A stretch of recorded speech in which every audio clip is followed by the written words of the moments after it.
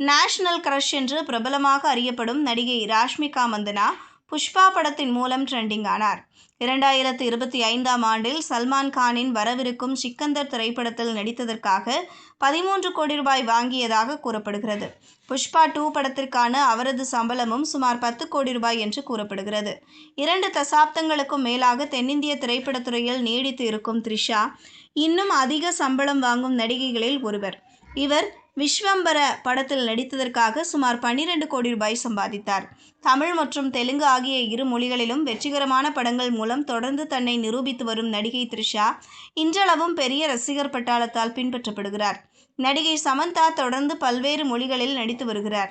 2025ஆம் ஆண்டில் சிற்றாடல் ஹனி பனி என்ற வெப் சீரிஸில் நடித்ததற்காக அவர் 10 கோடி ரூபாய் சம்பாதித்ததாக கூறப்படுகிறது.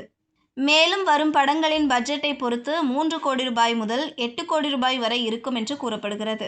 இதுபோன்ற செய்திகளை தெரிந்து கொள்ள செய்தி புனலுடன் இணைந்திடுங்கள்.